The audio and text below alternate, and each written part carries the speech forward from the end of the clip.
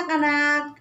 Senang sekali Ibu kita bertemu pada pagi hari ini pada pertemuan pertama pembelajaran kita pendidikan agama Kristen Protestan. Perkenalkan, nama Ibu, Ibu Taranang. Kalian bisa panggil Ibu, Ibu Tara. Baiklah anak-anak, kita sebentar lagi akan memulai proses pembelajaran kita. Tapi sebelumnya, mari kita bersama-sama menundukkan kepala kita melipat tangan kita berdoa untuk memulai pelajaran kita pada pagi hari ini. Mari kita berdoa. Allah Bapa yang kami kenal, di dalam nama anak-Mu Yesus Kristus, kami mengucap syukur dan terima kasih atas kasih setia-Mu, atas pemeliharaanmu di dalam kehidupan kami. Kesehatan, kekuatan, umur panjang, serta pas kehidupan yang boleh kami nikmati Tuhan. Itu semua karena kasih setia Allah, karena campur tangan Allah. Bapa terkasih, pada pagi hari ini kami sebentar lagi akan memulai pelajaran pendidikan agama Kristen dan budi pekerti. Kami mengundang Engkau dan Roh Kudus hadir, melindungi, menyertai, agar proses pembelajaran ini dapat berjalan dengan baik dan lancar. Tolong Tuhan Engkau senantiasa memberikan kami roh hikmat kepintaran, agar kami bisa mampu mengerti dan memahami setiap pembelajaran yang akan diberikan bagi kami bersama-sama. Agar apa yang kami peroleh dan kami terima nanti semakin memperkuat iman percaya kami akan Engkau sebagai bekal kami dalam kehidupan ini, sekarang ini maupun masa-masa yang akan datang. Berkati hamba yang akan menyampaikan pembelajaran ini Tuhan, agar hamba bisa menyampaikan dengan baik dan penuh tanggung jawab. Terima kasih Tuhan, ini doa dan permohonan kami. Di dalam nama Yesus kami berdoa dan mengucap syukur. Haleluya. Amin. Baiklah anak-anak, sebelum kita memulai proses pembelajaran kita, hari ini kita akan belajar yaitu dari bab 1 yang judulnya Indahnya Mengampuni. Tapi sebelumnya, sebelum kita masuk dalam proses pembelajaran, Ibu akan membaca tujuan pembelajaran kita pada pagi hari ini. Ada 5 tujuan pembelajaran. Yang pertama, yaitu siswa dapat memahami makna pengampunan. Yang kedua, siswa dapat menjelaskan arti dari mengampuni. Yang ketiga, siswa dapat menjelaskan cara mengampuni. Yang keempat, siswa dapat menunjukkan dampak dari pengampunan. Dan yang kelima, siswa dapat menjadi pribadi yang pengampun. Pernahkah kamu mengampuni? Mengampuni artinya memaafkan seseorang atas kesalahan yang dilakukannya dan tidak mengungkit-ungkit kesalahan itu lagi. Pada kenyataannya, cukup sulit untuk melakukan hal tersebut. Mengapa? Karena setiap orang memiliki sifat egois atau kelakuan yang cenderung menempatkan dirinya sebagai orang yang paling benar, sedangkan orang lain sebagai pihak yang selalu salah. Baiklah anak-anak, Ibu akan menceritakan satu buah cerita tentang pengampunan. Apakah kalian pernah mendengar nama Nelson Mandela? Baik itu dari surat kabar, dari televisi, dari media-media lainnya yang membuat kalian tahu siapa itu Nelson Mandela. Kalau kalian tidak pernah mendengar, Ibu akan menceritakan siapa itu Nelson Mandela. Nelson Mandela adalah tokoh dari Afrika Selatan.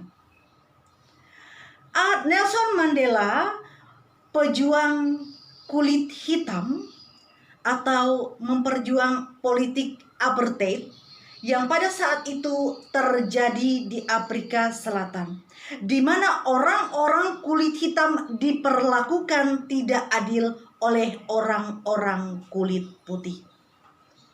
Akibat dari hal tersebut membuat Nelson Mandela dipenjara selama kurang lebih 20 tahun lamanya.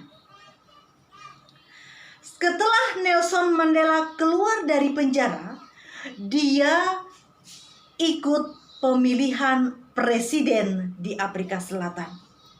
Dan dia memenangkan pemilihan tersebut. Ketika Nelson Mandela pertama kali masuk ke dalam istana, dia mengundang orang untuk pertama kalinya makan malam. Dan orang yang pertama yang diundang oleh Nelson Mandela adalah penjaga penjara pada saat Nelson Mandela di penjara.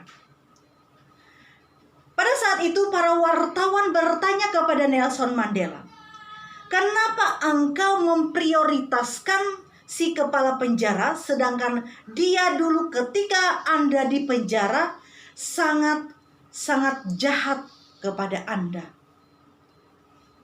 Lalu Nelson Mandela menjawab, "Kamu harus terlebih dahulu mengampuni orang lain yang berada di dekatmu dan yang paling sering menyakitimu. Jika kamu mampu melakukannya, kamu dapat mengampuni semua orang yang melakukan kejahatan kepadamu." Sangat luar biasa.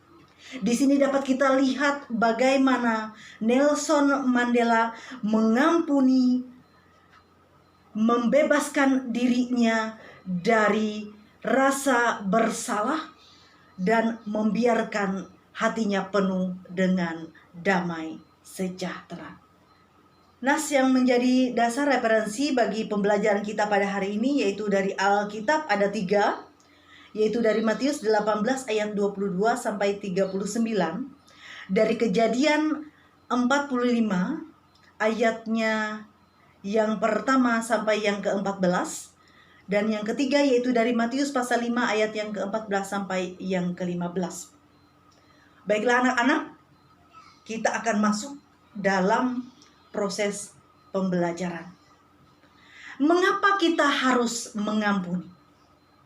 Perlu kita ingat bahwa mengapa kita harus mengampuni, karena Allah terlebih dahulu telah mengampuni dosa-dosa kita. Kita yang telah menerima pengampunan dari Allah wajib untuk mengampuni orang lain yang bersalah kepada kita. Bagaimana kita mengampuni? Yang pertama, kita mengampuni dengan tulus ikhlas. Artinya, kita mengampuni orang lain tulus tanpa ada rasa dendam sekalipun. Tanpa ada rasa atau niat untuk membalas apa yang mereka lakukan kepada kita. Yang kedua, bagaimana kita harus mengampuni? Yaitu tidak terbatas.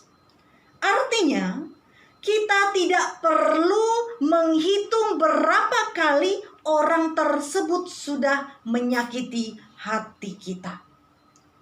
Di dalam Alkitab dikatakan, ampunilah orang lain sebanyak 70 kali 7 kali.